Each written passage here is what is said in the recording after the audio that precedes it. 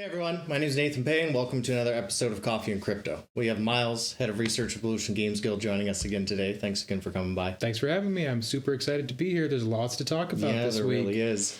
Maybe the first thing we should mention is why there's no coffee.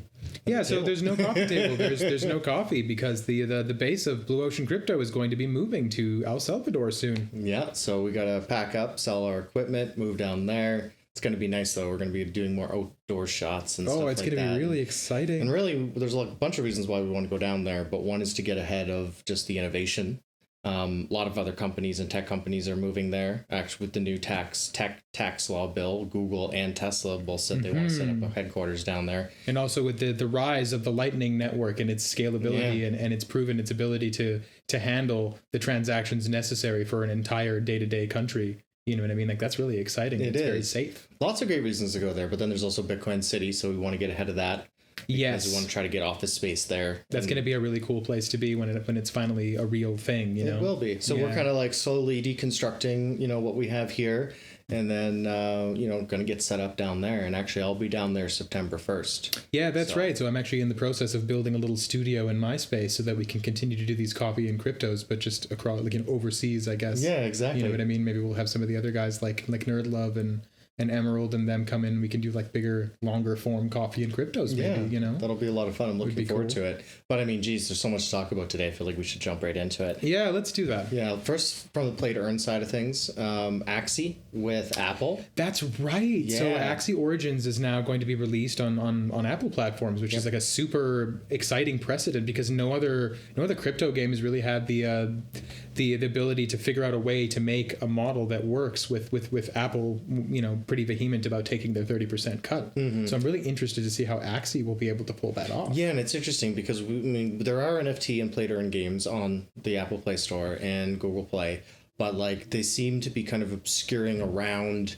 the issues with the fees and like the 30% they want, because then the argument is, well, how are they going to take 30% of every transaction? What if I'm just swapping coins? Does that mean I lose 30% on an NFT purchase? So like Carver vs. Zombie is a good example. That's been on Apple and still is. So I kind of wonder, like, are some of these projects just kind of skirting under the radar? But Axie's definitely taking like, no, we're working with Apple. This is an official thing. And they're going to do a slow release.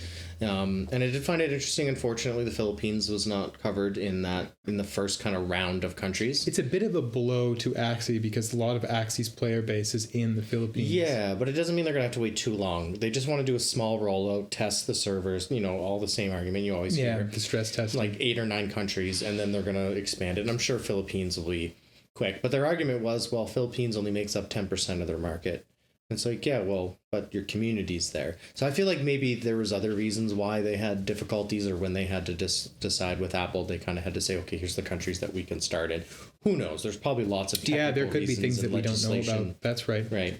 But that's super exciting to see, a project like that, which debatably the most popular play to earn game ever so far. Oh, yeah. Especially with what happened during the bull run last time, and even before that. To be able to take a leap like this to kind of pave the way for other games, which is really awesome. It's really important, yeah. And Axie Infinity is a great game that fits really comfortably on the mobile device. Personally, I played it on the PC, but I would have been very comfortable playing it on a mobile device. I would have preferred playing it on. And I think it's going to be really good for it because an Apple mobile device is a very comfortable device for things. It's much easier to pick it up, have a couple battles, spend your 15-20 minutes, put it down. It's a game like that, yeah. Rather than on a PC where it's kind of like you want to be playing for long extended periods of time. So no, I think this is huge for the industry in general. And just seeing that Apple's willing to start to work with. The other thing is, I haven't really looked at the marketplace for Axie Infinity in a while, and I'm wondering, because the last time we were paying attention to the Axie marketplace would be right about when Origins released, and the marketplace really reflected the value of Axies in the original game. That's right. So I'm wondering if maybe the value of the Axies has changed a little bit to reflect their value in the Origins version of the game. Yeah, and what that might mean for some of our NFTs, if we, you know what I mean, because we bought NFTs with the Origins game in mind. So we did. So it'd be something interesting to look at. And I kind of like that because when we were strategizing for Origins, a lot of the traits and stuff were cheap at the time that we felt were the best because things were still valued on the old system. That's right. They weren't useful in the old system, and the old system was still on its way down. And I mean, Axie's pumped 12-15% since the announcement. Which is really, honestly, that's really bullish for me. That's really exciting for me because it shows that people are willing to come back and play Axie. They do know it's a good game. They do know that at the end of the day, the security concerns have been dealt with. You know what I mean? Yeah. And things like that. So. And I've made this argument a few times too. Like, it's what's popular that's going to get the money first as liquidity starts coming back. And we all know the popularity of Axie was just paramount. Well, speaking of popularity, I actually wanted to make a mention of another really popular thing, which is Bitcoin Ordinals. Oh, yeah. Okay. Bitcoin Ordinals seem to be the next popular thing. Yep. And I just wanted to see, maybe talk about like if there's going to be any use cases for them in the future, and, if they're going to continue to sort of trade downwards, or if we're going to see an upward trend eventually, or what's going to happen with Very that. interesting. So with what I know about that, basically, and I even read the whole developer log about how this works, where you're basically inscribing code onto Satoshis. That's right. By doing that, you can put assets, right? You can put JPEGs, you can put memes, you can put text code, you can put information. And that is really what's created the whole ordinal kind of movement. Yeah. But there's no smart contracts. And that's kind of what's going on with the BRC20 tokens, right? There's been a huge rush with BRC20 tokens, which is really cool to see. Because as I understand it, a standard Bitcoin block only really has 1 meg of space for data. And that's one of the advantages in the security point of view, but it's one of the disadvantages if you're trying to implement something 1 or like 4 megs. Don't quote me. I can't remember if it's 1 or if it's 4, but the small block size is one of the problems that prevents them from creating smart contracts on using this BRC20. And I mean, we didn't even know any of this was going to exist, and all of a sudden someone's like, hey, I figured out how to do this with Satoshis, and it's like, okay, here's a new technology, and then they're like, oh, here's Bitcoin network tokens. So, I mean, I think this is a good lesson for a lot of people in the industry. Don't get comfortable. Things will change. Things change quick. And quick. They don't always change how you think they're going to. That's right. So now all of a sudden the Bitcoin network can be used just like the ERC20 network. That's right. So Ethereum has all these other tokens on their network. Now we can see the same thing with Bitcoin, but because of the lack of smart contracts, that's why all the BRC20 tokens are just meme tokens right now. Yeah, that's right. But it's interesting because like Pepe is a good example. When they made the BRC20 Pepe, that had its own run, right? So it almost looked like take a popular coin, meme coin specifically, over on every other network, duplicate it on BRC20, and you're almost getting like the same kind of... that's actually interesting that you should mention that, because the BRC20 version of the Pepe coin that they made on Ordinals actually happened first. Yeah.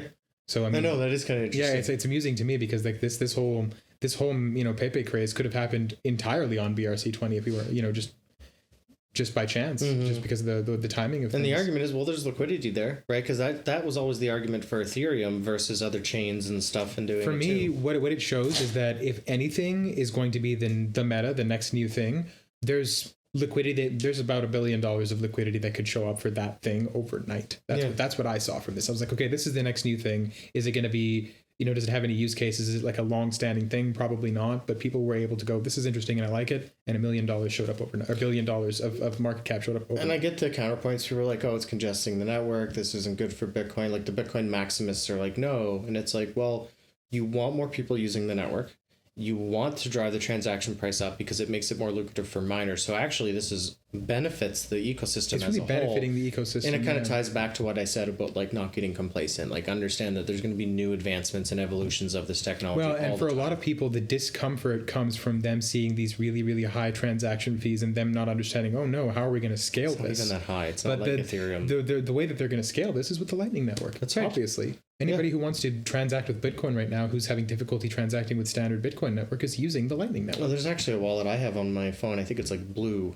And I was like, oh, it's a blue like Blue Ocean, which is why I got it. And same thing, it's just the Lightning Network. Yeah. And like it's the simplest thing to use. I used it a couple times, like on websites where you can pay in Bitcoin and stuff. There's a discount, so I've been using that app. It's super really easy. clever. It's really clever how Lightning works. Lightning is really, really smart. They basically take it's almost like they make little teeny tiny side chains or like IOU chains, I guess, and then they all resolve, and then once it's done resolving, then a transaction is made. So it's like you have two parties, they each put, let's say, 1 Bitcoin in. You've got a total of 2 Bitcoins now in this miniature sort of IOU chain thing, I guess you could call it. And then between those 2 Bitcoins and in that little chain, you can make as many transactions between them as you'd like. As long as you follow the rules, nobody loses their money. And then when everybody's done transacting with that thing, you can close the thing. It's kind of like other layer 2s. Yeah, it's much like other layer 2s. The thing that's really smart about it is how the different little channels can talk to each other.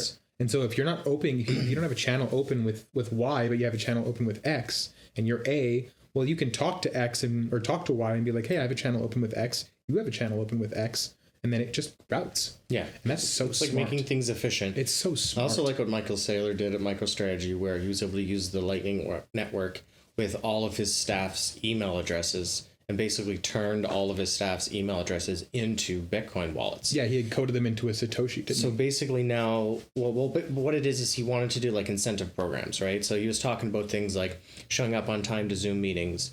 You get X amount of Satoshi instantly sent to your wallet as a bonus. Oh, yeah, productivity bonuses. Yeah, yeah. So kind of creating this whole like structure. And he was even talking about this is going to be really huge for other companies leveraging, because imagine if you show up to a Zoom and you instantly get $5 of Satoshi in your wallet just for showing up on time. Yeah. That's something people can see immediately. It's theirs. Company can't take it back after they sent it to them. Right. That's right. So I mean, we're probably really still just seeing the beginning of what is possible with all these different layered solutions. And then there's the whole thing of like layer 0, 1, 2. Well, what about like 3, 4, 5? Is that going to happen? And like, it kind of gets a little complex. It would happen if real world factors promote the thinking that there's a reason for something to be created. Like example, let's say it's all scalability. It's a scalability thing. So right now we're trying to address what the scalability is for what we see the real world needs are. Look at Ethereum. The meme craze of gas prices went up to like $50 to $100 on average for 500. Oh, my last Ethereum transaction was like a $70 gas fee, and that was low, and I was like, okay, I guess I got to take it. Right. But I was super not happy about it. But it was the same during the bull run last time, and it's like they got to figure this out because this is just going to be absurd. I remember back during the bull run too with like Curve Finance. That was like the best place for a lot of staking. I don't remember where I saw it, but I saw it recently. Vitalik Buterin was speaking. I don't remember where he was speaking, but he was talking about he wants Ethereum to be able to scale comfortably to 500 million users before it reaches 500 million users. Sharding will help with that. And that's a really, but the thing is that the actual, like, if you just take a look at that comment for a second, that means that Buterin is pretty 100% sure that Ethereum is going to scale to 500 million users. Well, that's 100 times as many users that there are on there right now. You know what I mean? So that means that he's 100% sure that this is going to happen. It's just about whether or not he can fix it or they can fix it before it happens. Yeah. So it's a really bullish comment. And it's interesting because the gas fees are good for miners, but like Curve Finance, which I was mentioning, really you want it like $50,000 to $100,000 worth to take out because the gas fees were so absurd during last bull run, upwards of $500, $600, $1,000. I was like, what is going on? It was nonsensical. How is this even possible? Like to see numbers like that, I'm like, I thought it was like $100. Well, what I think was even amusing about that is that you would see people complaining, oh, the gas fees are so high, and those very same people are transacting with the network. And it's like, well, if you don't like it, then don't. Yeah, and then we've seen like solutions for it. That's why people were like, okay, play to earn won't work on Ethereum for that reason. So then we've seen Immutable X, we've seen Arbitrum, all these scaling solutions. And they work well. Yeah, they do. So, I mean, it's driving innovation. The biggest issue with them that I saw was that they have difficulty talking to each other. And that actually brings me to one of my next things. I'm trying to remember the name. There's a protocol. It's a 4-letter word. I can't remember the name of it right now. It's a Bitcoin protocol. And as I understand, it's going to be using the Lightning Network. It's going to be able to leverage the security of the Bitcoin network and the scalability and the options of the Lightning Network to allow people to freely trade coins of all kinds on the Bitcoin network. Oh, interesting. Which will, for some people, say it's going to open the avenue for shitcoins on the Bitcoin network. You know what I mean? But on the flip side, it also opens the avenue for anybody who's trading any sort of crypto to be able to use that crypto as, value towards point of sale using the Lightning Network. Yeah, it's interesting. Let's say you have, let's say your Doge goes up 6 trillion% tomorrow and you want to spend some of your Doge on a date night. Well, if you can use the Lightning Network in your country, you can just go, okay, well, I want to pay for this thing. And they'll go, okay, that'll be, 0.003 Bitcoin. Well, actually, I'm going to transfer some Dojo or some... Yeah, and I'm curious about that because you have to wrap tokens when you're saying that on the networks, and how does the cross-network compatibility work there? But we are going to have to move towards that.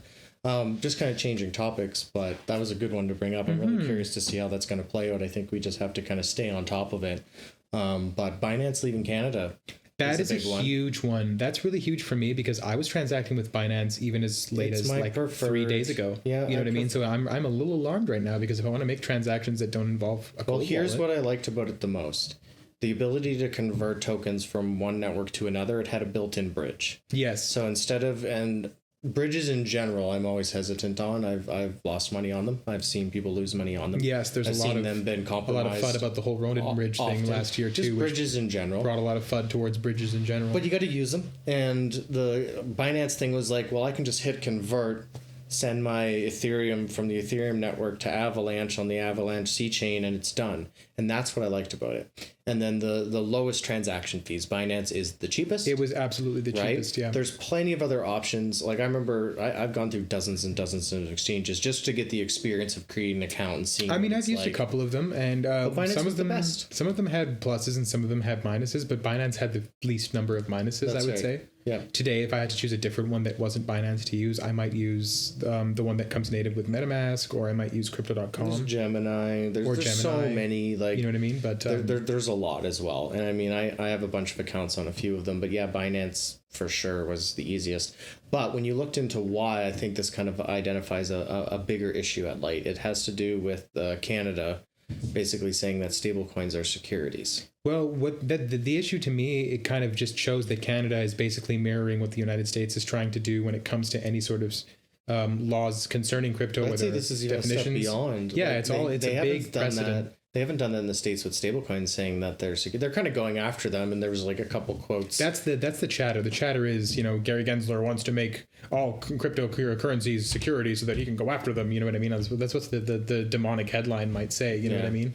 And I'm wondering if maybe Canadian lawmakers are reading these demonic headlines and going, maybe we should do the same thing too.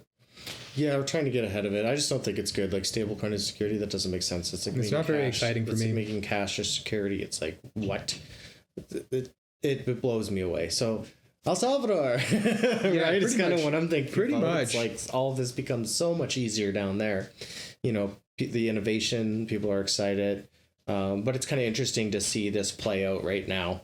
And Binance leaving Canada is pretty huge. Like that's all that's going to happen. All this innovation is just going to go elsewhere. It's not that it's going to get stopped. Well, and what's really amusing to see is that there was a what did I see recently? It was it was a hearing that included the SEC and included the CRTC, and I can't remember the name of it now. But anyway, they were talking about the future of crypto and the definition of certain cryptos and things that are going on.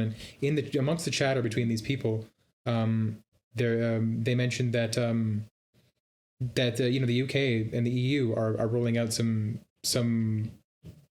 legislation, I guess, that would promote crypto use in the EU and the UK. Yep. And that a lot of people, and some of these people who are in this meeting who were sort of defending crypto were saying, well, we're just going to move to the places where the regulations are clear and where people are inviting us to be, and not where it's unclear and where we're not sure if we're going to get sued tomorrow. Well, they're also talking about how it might be under gambling in the UK, so it's tax free, and it's like that's exactly that. That's and that's great. I think that's what they were pointing to when they said, look at the way the UK is doing it. That's where we're going to go. You know what I mean? And the United States seems to have difficulty understanding that if they don't pick this up today, that they're just going to lose a huge market. It's going to go, or they do, and we just don't even and maybe know. They do, and they have some other agenda that does that, where they're trying to stop that from happening, or something like, I don't know what's going on. I know, it seems very weird. It's really, really scary. It's like if a bunch of smart people got together, this shouldn't be complicated. It feels like there has to be some ulterior, and that's just conspiracy theory stuff talking there, right? Like I have no idea, but it just seems so ludicrous that like, how could something else not be motivating this? Because this just blows my mind. Like, it doesn't make any sense to me. Look at what they did with the internet. They went full force and they're on it. They're like, tech companies come here, internet boom, great. I mean, they've kind of built the country to what it is today. And then now they're like, oh, more innovation? No. It's like, well, it has to do with money.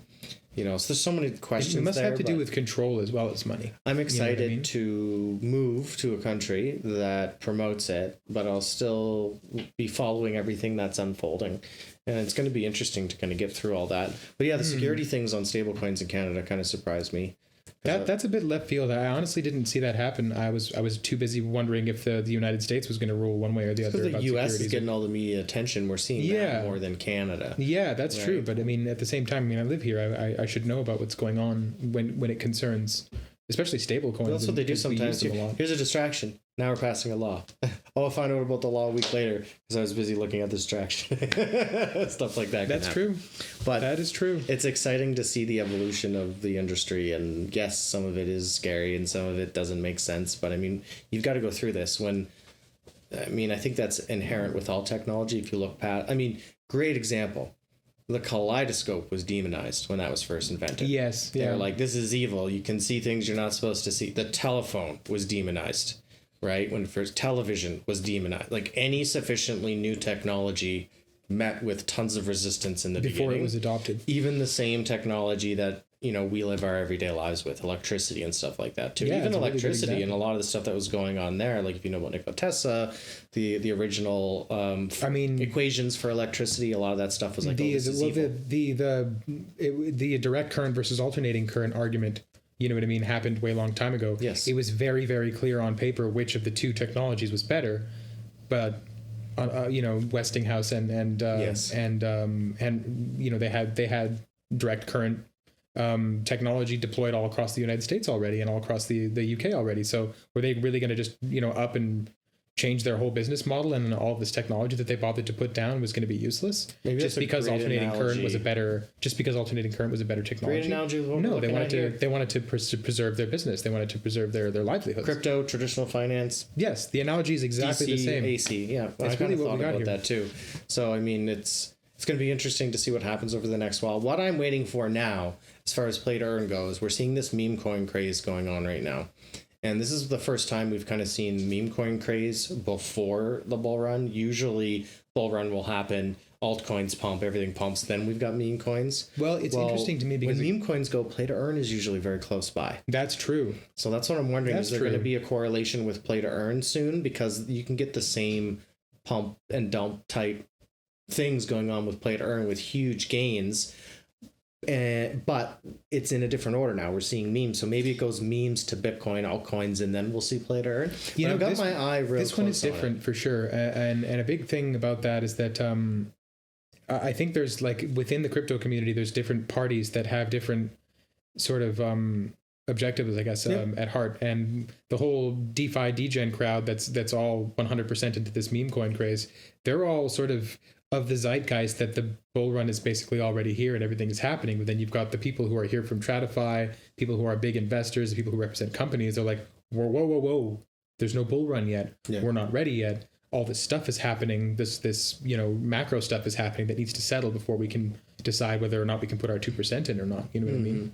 Well, everyone else in crypto is making a bunch of money off meme coins, but you can't forget people are losing money. So the others make money. That's the biggest and most important thing is that there won't ever be all winners with a meme coin. You know what I mean? A meme coin is just that. There's no utility. There's no ulterior ways for liquidity to enter the system except for people entering the system so that others can leave. And that's what play to earn is like. Play to earn is like that too. Right? That's it. Honestly, if you ask me, it's a significant challenge for play to earn because a lot of games. A really good example actually would be this. We're researching a game right now that's called Avatar the Druids. It's called Avalon the Druid, sorry. Yeah. And Avalon the Druids, it's a really, really exciting and really deep-looking MMORPG. As I understand it, it was originally developed not as a Web3 game, and they're now developing it with Web3 technology in the background. And they're doing the really, really bullish thing, I guess you would say, and they're going to try and NFTify all of their assets, including their items and including their use items, and everything that you use in the game will be NFTified, immutable, and upgradable, and changeable. And so a lot of people are getting this idea in the back of their head, like, anybody who played Diablo 3 when it first came out and experienced the real money auction house, a lot of people have that in their heads when they hear, you know, MMORPG fully blockchainified, you know what I mean? And it sounds to me like this is what Avalon the Druids is trying to do. And they've got a really good way of. But they're being clever about it. It's going to be a Web 2 game with the Web 3 components, but the Web 3 components are only there if you want to use them. So because they're doing it that way, and they also explain their in-game token is separate than their out-of-game token. So that's how they can be on Nintendo Switch, Xbox, Sony, that's right. Epic, Steam, all of this. Yes, they have a mirror token system. Sounds to me like they're kind of ahead of the game with figuring that all out. They definitely are. And they've definitely made a system that will protect the company so that the company is able to continue to run this game throughout its lifetime. You know what I mean? When it comes to the actual, like, completely user... I was going to say user generated, but user operated marketplace where everybody has their own assets and gets to make the value of their own assets. We don't really know 100% if it's going to be an inflationary system or not, or exactly how that's going to work. Depends on the items. Because it really depends on the items and it really depends on the game. And it depends on if there's going to be a limited supply of those things or not. But it looks great. You've got farming, resource management. There's forges. There's dragon air battles. There's big, huge party raids. Like, it's kind of what I had hoped Big Time would be when I first heard about an MMORPG. Yeah, the thing that I was going to mention next was going to be, I was going to say that Big Time is trying to do a similar thing, but the thing that they're not tackling, that Avalon the Druids is tackling, is the fact that there are actual items that affect how well you do in your gameplay. Like example, your weapons, your loadout will be NFTified. Yeah. Whereas in big time, they kind of chose to dodge that and just make NFT cosmetics, which we like, and it's going to be good, but we'll talk about this more too down the road. We're going to be able to get into their next open beta, and then I think it's planned for December, but there might be a way for some of us to get in a little bit sooner. So I'll definitely. I hope so. Have I'm really to get on the excited to try channel that and game talk out. about that. Yeah, me too. Lots of cool stuff we talked about today. Thanks for sharing that. Thanks for having me over. Yeah, it's been a pleasure, and thanks you all for joining us here today. And of course, if you're not subscribed to the channel, that helps us out a lot. Please do. And until next time, cheers.